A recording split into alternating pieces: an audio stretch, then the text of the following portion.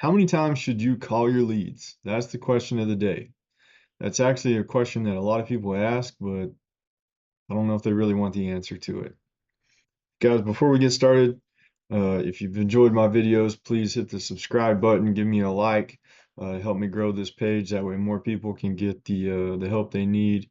I love to talk to agents and give them the knowledge that I have. I'm not saying I know it all, but I've been doing this for 5 years. But anyways, how many times should you call your leads? So I was actually in a training. This has been about 3 or probably 4 years ago when I was doing face to face. This was before COVID. And I was at a training back when I was running Final Expense. And that was one of the questions, in the training. At the end of the training, somebody's like, "Hey, does anybody have any questions?" Somebody's like, "Yeah, I'm just curious. How do you know when your leads are resolved?" And the guy, like, straight face seriously said, "When the cops show up." And everybody laughed. He didn't laugh. It was funny to everybody else, but that's the type of follow-up that he had. Like, he was very persistent and it showed in his numbers. So, all joking aside, of course, I don't even do face to face anymore, so there's no reason for cops to show up. But everything we do now is telesales, and we treat leads completely different than we used to. So in the beginning, when I was running face to face, I was a lead junkie. Like, I bought leads twice a week. I would buy leads on Sunday for Monday dial day, and then I would run Tuesday and Wednesday, and then Wednesday night I would buy another round of leads to dial for Thursday, and then I would run appointments Friday and Saturday. So I was buying leads twice a week. And typically what would happen is we would dial through those leads, book those appointments for that week, and then we're on to the next batch for the next week. You buy so many leads that the older leads, that if you didn't get through to them that week, a lot of times they went in a folder and very rarely ever got called again. And we weren't even calling these leads a lot to begin with. We were triple dialing them, 3 times a day, as soon as we got the lead, and then maybe again, the second day to try to get some headway on them. And then after that, we ran appointments for 2 days. So then I come back and I'm already on to the next batch of leads. Yeah, I'm still picking through some of the leads that, said call me back in a couple days or whatever, but the ones that never answered, typically we never called them back. We were purchasing so many leads that we were just trying to find the people that were interested and said yes and want us to come to their house. But now that we're specializing in the trucking industry and all we talk to is truck drivers, this is what I've learned. And it was probably the same way back then. It's just my mind didn't work the same. But people are busy. People are super busy. I mean, even people that don't work. I mean, even if you're talking to seniors that aren't working, those people seem to be busy with doctor's appointments and family coming by to check on them, or they're having to go to see a specialist, or they always have something going on, even though they're retired. They're always busy. So you have to keep that in mind when you're talking to people. If they don't answer the phone, or they're real short, I don't have time right now. If they say I don't have time right now, that's exactly what that means. I don't have time right now. But don't take it rude just because they were in a hurry and trying to get you off the phone because they were busy, because they filled the form out for a reason. So always call those people back. In trucking, I mean, you're dealing with guys. The beauty of trucking is kind of a catch-22 because they're driving, they have a headset, they can talk. You can talk to these people for hours in between, stops or loads or whatever. Some people we talk to are local drivers, and they're constantly loading, unloading. When I drove a truck, I had some jobs where I would get 8 to 10 loads a night. So I know what it's like. I mean, you're loading every 20, 30 minutes, unloading every 20, 30 minutes. Like, you're constantly doing something. It wasn't just a sit down job. So you kind of got to know what the person is going through and try to find a middle ground. When when is good for you? I don't want to call you while you're at work because apparently you're a hustler and, doing 8, 10 loads a day, whatever. So somehow I need to find you on your days off or, you know, whenever you think you can take a break in between and, get on like that. But if somebody says, call me later, I'm busy or, hey, and, now's not a good time. I know I booked the appointment and I never know when's going to be a good time. I apologize. Can you call me back tomorrow at the same time? So we just continue to call people and call people and call people. If somebody says, call me back tomorrow at the same time, we wait until that time and we start calling. We'll triple dial that person. Give them 10 minutes, triple dial them again. Then give them a couple of hours and triple dial them again. And then give them another hour or two and triple dial them again. I mean, we're triple dialing these drivers 3, 4, 5 times. I mean, because they didn't say no.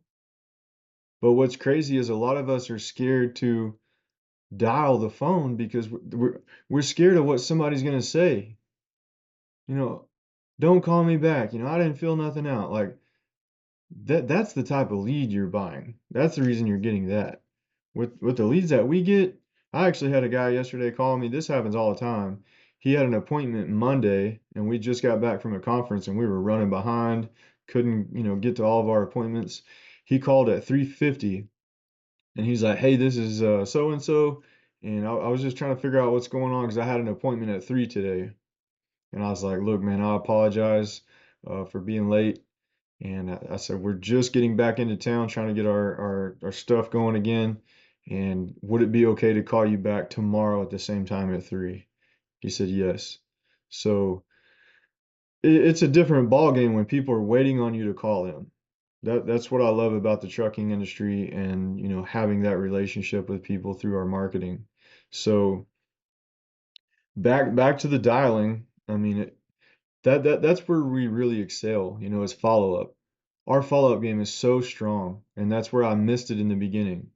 Yeah, I was a decent final expense agent, but I spent so much money on leads that I wasn't really making a bunch of money. My first year, I think I wrote $156,000 in final expense life insurance, but after you have a $70,000 marketing bill, there's not a lot of meat left on the bone. So that's really the journey that I was on, is trying to figure out how to get my costs down.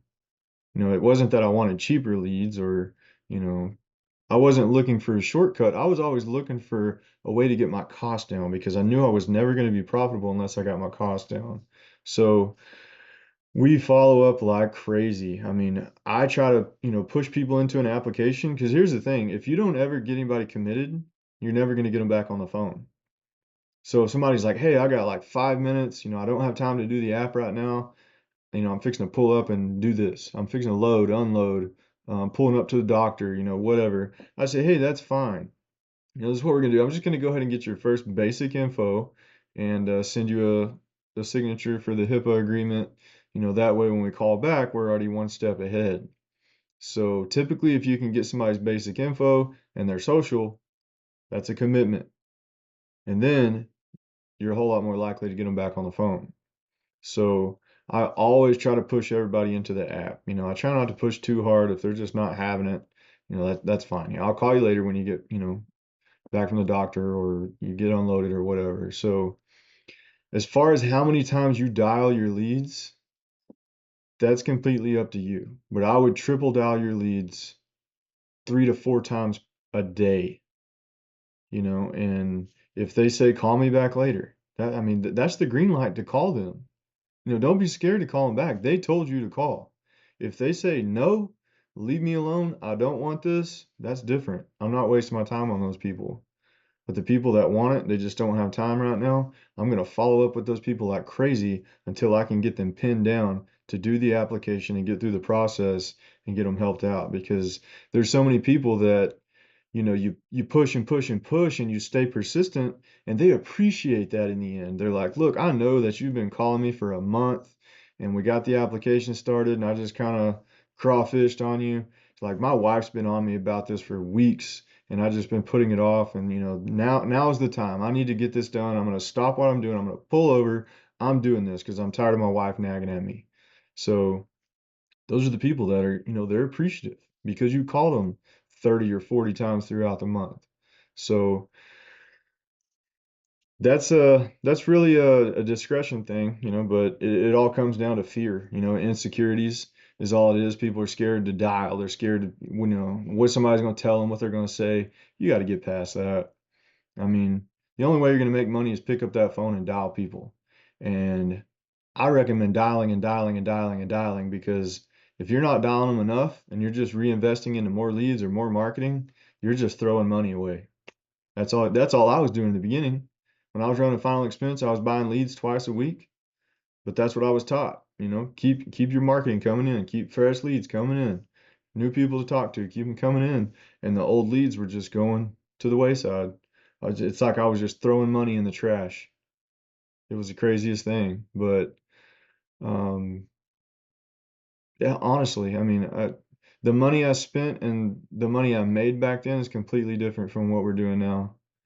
We literally spend $100 a day, so $700 a week on ads, and we're still writing 15, 20K a week. Never done that in Final Expense. I never wrote 20K a month when I was running Final Expense. So huge difference, and that all has to do with marketing. But I would love to get into the marketing side of it because that's really what drives me and excites me is the marketing. But that would be a different video, and I'll save that for later. But if you got anything out of this today, it's call your leads and keep calling your leads and keep calling your leads. Don't just continue spending money when you have plenty of leads in front of you. If you've already purchased 100 leads and you've only made one sale, you don't need to buy any more leads. You need to follow up, follow up, follow up till the cops show up. I'm dead serious about that. Your follow up game needs to be strong. So I hope this helps somebody, and I hope y'all have a great day. Go out there and crush it.